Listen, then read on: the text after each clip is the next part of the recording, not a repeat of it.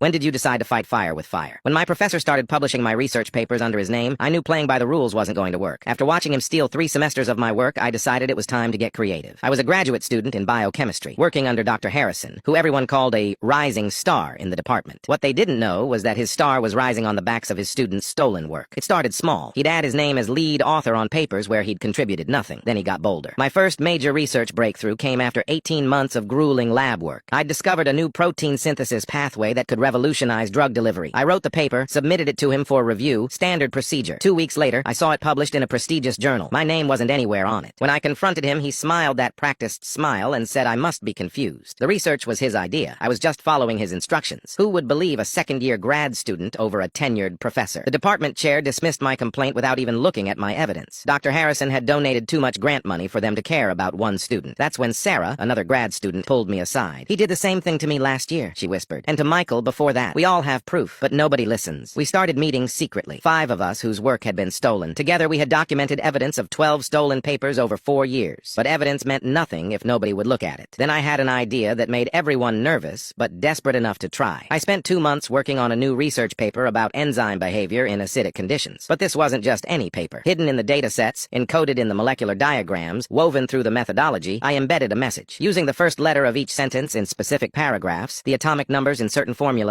and carefully placed citations, I spelled out Dr. Harrison steals student research check previous papers. The beauty was that it only became visible when you displayed the paper in presentation format, which I knew he would do. He always presented his work at conferences. I submitted it to him on a Friday afternoon, making sure to seem extra enthusiastic about the findings. By Monday, he'd already submitted it to the International Biochemistry Conference, the biggest event in our field. His ego wouldn't let him actually read past the abstract and conclusions. 2 weeks later, I sat in the back row of a packed auditorium as Dr. Harrison took the stage. My heart pounded as he pulled up the presentation. The first few slides looked normal. Then he reached the methodology section. As he clicked through, the hidden message began appearing.